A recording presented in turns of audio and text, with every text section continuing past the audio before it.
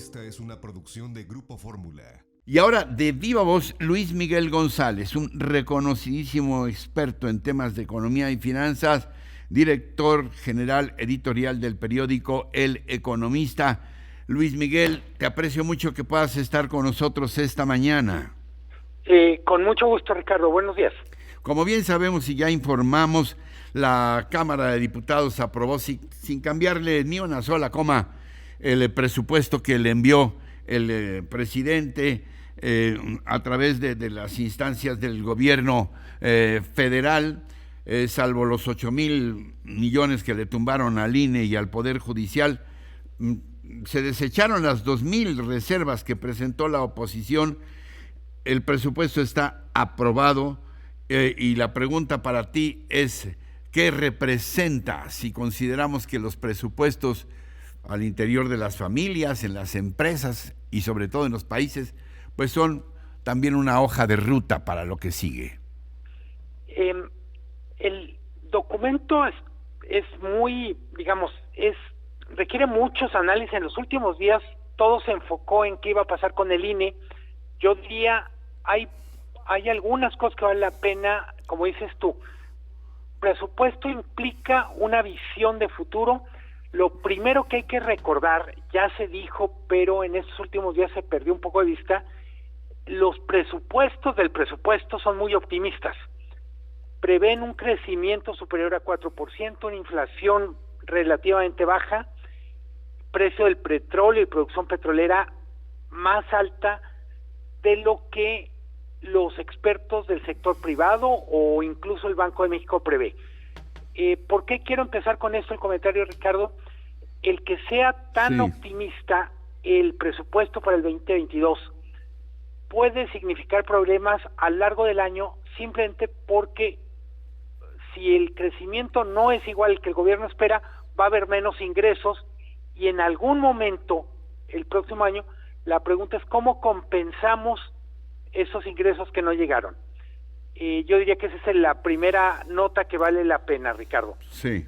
Lo segundo que me parece importante, cuando decimos el presupuesto se aprueba sin cambios, es que los proyectos más relevantes para el presidente se mantienen, yo diría, muy bien reflejados en el presupuesto. Estamos hablando de Tren Maya, estamos hablando de la refinería Dos Bocas, estamos hablando del aeropuerto Felipe Ángeles, y los programas sociales. La oposición dice, en particular de los programas sociales, el problema no es tanto que tenga muchos recursos, sino que hay observaciones hechas por la auditoría o por diferentes estudios independientes que dicen no está teniendo los controles que se necesitan para que funcionen bien.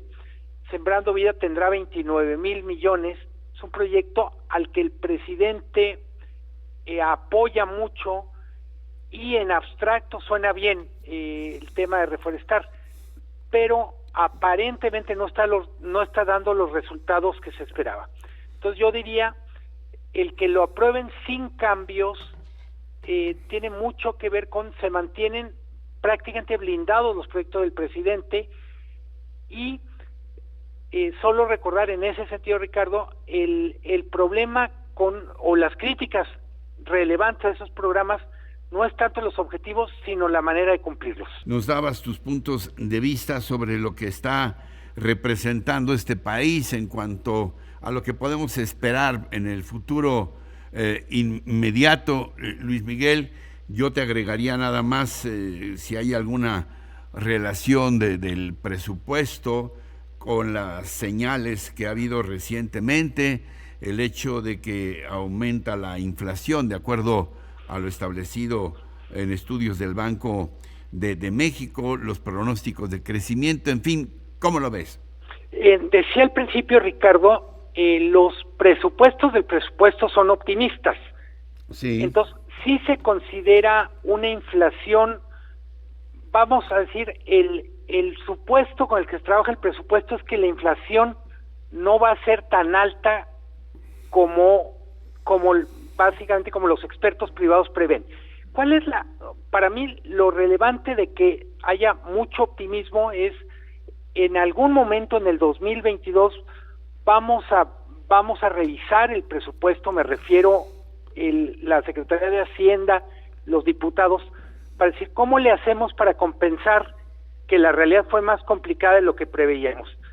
Me parece que no vamos a crecer y por tanto no vamos a crecer tanto como supone 4.1% y que probablemente este menor crecimiento se refleje en menores ingresos.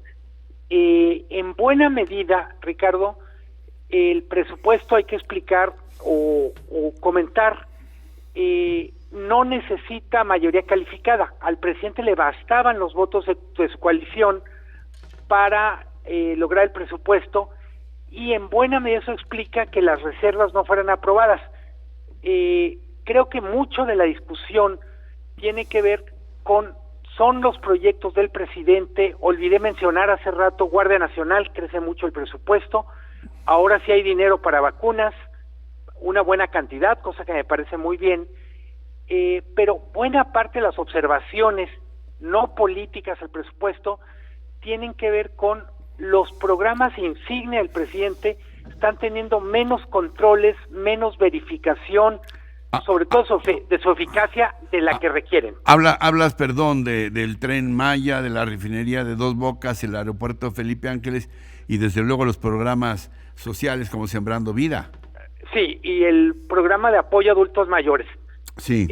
Saliéndonos un poco de la parte de grilla, Ricardo, yo diría, obviamente no en un país como México tiene sentido pensar en programas dirigidos a adultos mayores, a jóvenes, a campesinos. La cuestión para mí más relevante es si los recursos asignados efectivamente están llegando, efectivamente están teniendo más como criterio el apoyar a la gente más que buscar algún tipo de rentabilidad política. ¿Qué tan bien hechos están los padrones? ¿Qué tan bien están hechas las reglas de operación? Creo que hacia allá deberíamos de llevar la discusión. No si debe haber dinero para adultos mayores, que yo creo que sí, si debe haber dinero para campesinos o para reforestación. Creo que el gran reto para el presupuesto el próximo año es que se aplique bien, que efectivamente las observaciones que han hecho no solo los diputados sino la auditoría se incorporen. El año pasado, por poner un caso, para Dos Bocas se aprobó un monto, en la realidad fue 3 veces más alto. ¿Cómo hacer para que lo que esté en el presupuesto esté en la realidad y sobre todo esté aplicado con eficacia, literalmente sin corrupción? Creo que ese es el gran reto, no del 2022, sino prácticamente de todos los presupuestos que hemos tenido. ¿Algún otro aspecto que quieras mencionar sobre el presupuesto en particular o sobre la actual perspectiva económica, mi querido Luis Miguel, y que no te haya preguntado? Se da por hecho, cuando decía que es muy optimista, se da por hecho que la reactivación prácticamente ya concluyó o está marchando bien. No hay mucho dinero, prácticamente no hay recursos, por ejemplo, de apoyo para pequeñas empresas. Desde mi punto de vista, el que sea optimista en lo que tiene que ver con reactivación significa que algo del dinero que se necesitaría para impulsar de manera más decidida la reactivación no está en el presupuesto. Aguas con eso. Creo que uno de los puntos débiles, no del 2022, sino en estos años, es que hay menos dinero para apoyo a empresas y creo que se nota a la larga en apoyar menos o con menos recursos a empresas hace más complicado la reactivación económica, que creo que seguirá siendo en el 2022. No hemos concluido esa fase. Muchas empresas, muchas familias que sufrieron mucho con la pandemia no han recuperado su nivel de vida, sus ventas, y en el presupuesto me parece que están básicamente poco representadas esa preocupación. Como siempre, muchas gracias por tu participación, por la desmañanada. Te mando mi abrazo grande Luis Miguel González, director general editorial de El Economista. Con muchísimo gusto, Ricardo. Buen día. Muy buen día, gracias. Encuentra más contenido como este en radioformula.mx.